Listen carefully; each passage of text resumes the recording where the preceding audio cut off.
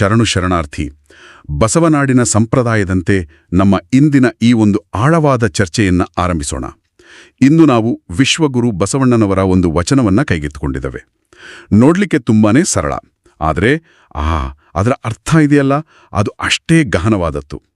ಈ ಚರ್ಚೆ ಶುರು ಮಾಡೋ ಮುನ್ನ ಒಂದು ಸಣ್ಣ ಮನವಿ. ನಮ್ಮ ಈ ಜ್ಞಾನದಾಸೋಹದ ಪ್ರಯತ್ನಕ್ಕೆ ನಿಮ್ಮ ಪ್ರೋತ್ಸಾಹ ಬೇಕು. ದಯವಿಟ್ಟು ನಮ್ಮ ಬಯಲನೆ ಬಿತ್ತಿ ಯೂಟ್ಯೂಬ್ ಚಾನಲ್ ಅನ್ನ ಸಬ್ಸ್ಕ್ರೈಬ್ ಮಾಡಿ. ಸರಿ, ಹಾಗಾದರೆ ಆ ವಚನವನ್ನು ಒಮ್ಮೆ ಪೂರ್ತಿಯಾಗಿ ಕೇಳೋಣ. ಏನನಾದಡೆಯೂ ಸಾಧಿಸಬಹುದು, ಮತ್ತೇನನಾದಡೆಯೂ ಸಾಧಿಸಬಹುದಯ್ಯ. ತಾನಾರೆಂಬುದ ಸಾಧಿಸಬಾರದು, ಕೂಡಲ ಸಂಗಮ ದೇವರ ಕರುಣೆಯುಳ್ಳವನ್ನಲ್ಲದೆ. ಶರಣೋ. ಹೌದು, ನೀವು ಹೇಳಿದ ಹಾಗೆ ಕೇಳಲಿಕ್ಕೆ ತುಂಬಾ ಸರಳ, ಆದ್ರೆ ಇದು ಮನುಷ್ಯನ ಅಸ್ತಿತ್ವದ ಒಂದು ಮೂಲಭೂತ ಪ್ರಶ್ನೆಯನ್ನೇ ನಮ್ಮ ಮುಂದೆ ಇಡುತ್ತೆ. ಖಂಡಿತ. ಬನ್ನಿ ಹಾಗಾದರೆ ಇದರ ಒಂದೊಂದೇ ಸಾಲನ್ನು ಬಿಡಿಸಿ ನೋಡೋಣ. ಮೊದಲ 2 ಸಾಲುಗಳು, ಏನನಾದಡೆಯೂ ಸಾಧಿಸಬಹುದು, ಮತ್ತೇನನಾದೆಯೂ ಸಾಧಿಸಬಹುದಯ್ಯ. ಅಂದ್ರೆ ಮನುಷ್ಯನ ಶಕ್ತಿಗೆ ಮಿತಿನೇ ಇಲ್ಲ ಅಂತ ಹೇಳಿದಾಗೆ ಇದೆ ಅಲ್ವಾ? ಹೌದು, ಮೇಲ್ನೋಟಕ್ಕೆ ಹಾಗೇನೆ ಕಾಣೋದು. ಜಗತ್ತಿನಲ್ಲಿ ನಾವೇನ್ ಬೇಕಾದ್ರೂ ಸಾಧಿಸ್ಬೋದು, ಎಂಥ ಎತ್ತರಕ್ಕೆ ಬೇಕಾದ್ರೂ ಏರ್ಬೋದು ಅನ್ನೋ ಒಂದು ಭರವಸೆ ಮಾತುಗಳು ಇವು. ಸರಿ. ಆದ್ರೆ ನೋಡಿ, ಬಸವಣ್ಣನವರು ಇಲ್ಲಿ ಕೇವಲ ಹಣ, ಅಧಿಕಾರ, ಕೀರ್ತಿ ಇಂಥ ಲೌಕಿಕ ಸಾಧನೆಗಳ ಬಗ್ಗೆ ಮಾತ್ರ ಮಾತಾಡ್ತಿಲ್ಲ. ಅದಕ್ಕಿಂತ ಆಳವಾದ್ದೇನೋ ಇದೆ. ಖಂಡಿತ. ಅದರ ವ್ಯಾಪ್ತಿ ಇನ್ನೂ ದೊಡ್ಡದು. ಉದಾಹರಣೆಗೆ, ವಿಜ್ಞಾನದಲ್ಲಿ ಒಂದು ಹೊಸ ಆವಿಷ್ಕಾರ ಮಾಡೋದಿರ್ಬೋದು, ಅಥವಾ ಒಂದು ಅದ್ಭುತ ಕಲಾಕೃತಿಯನ್ನ ರಚನೆ ಮಾಡೋದು.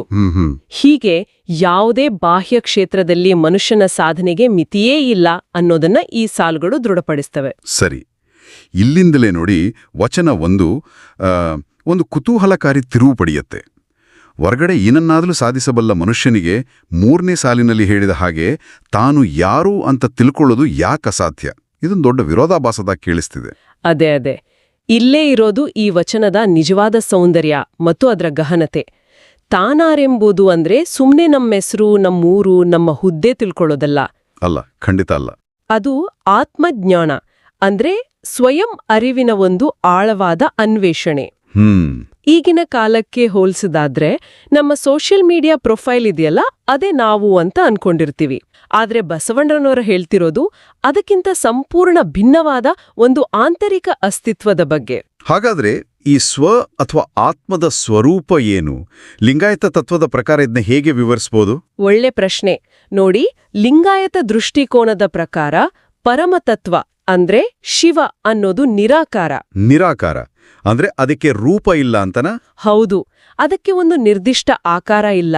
ಅದು ಎಲ್ಲೆಡೆ ಇರುವ ಒಂದು ಚೈತನ್ಯ.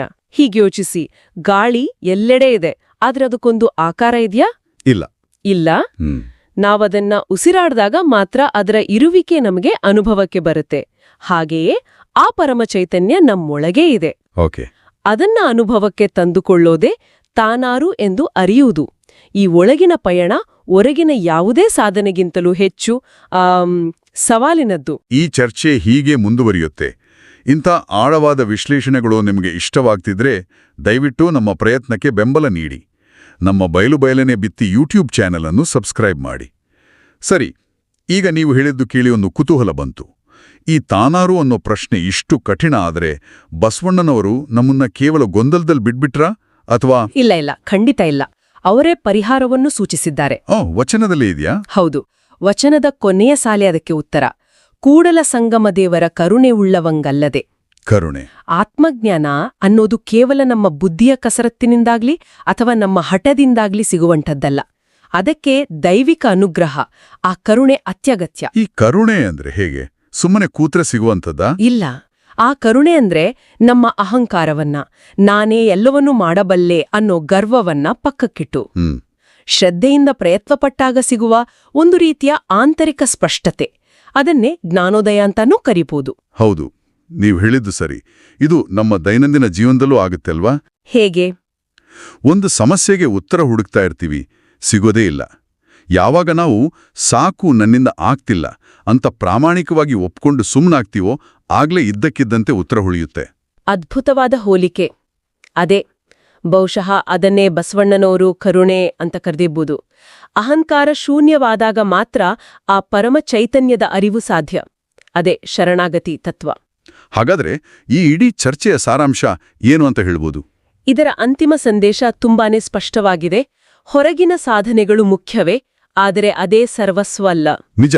ನಿಜವಾದ ಮತ್ತು ಅತ್ಯುನ್ನತ ಸಾಧನೆ ಅಂದ್ರೆ ಹೊರಗಿನ ಪ್ರಪಂಚವನ್ನು ಗೆಲ್ಲುವುದಕ್ಕಿಂತ ನಮ್ಮನ್ನು ನಾವು ಅರಿತುಕೊಳ್ಳುವುದು. ಆ ಮಹತ್ತರವಾದ ಆಂತರಿಕ ಪಯಣಕ್ಕೆ ಜ್ಞಾನದ ಜೊತೆಗೆ ಅಹಂಕಾರವನ್ನ ಮೀರಿದ ಶ್ರದ್ಧೆ ಮತ್ತು ಶರಣಾಗತಿ ಎರಡೂ ಬೇಕು. ತುಂಬ ಚೆನ್ನಾಗಿ ವಿವರಿಸಿದ್ರಿ. ಹಾಗಾದ್ರೆ ನಮ್ಮ ಕೇಳುಗರಿಗೆ ಒಂದು ಚಿಂತನೆಯನ್ನ ಬಿಟ್ಟು ಹೋಗೋಣ.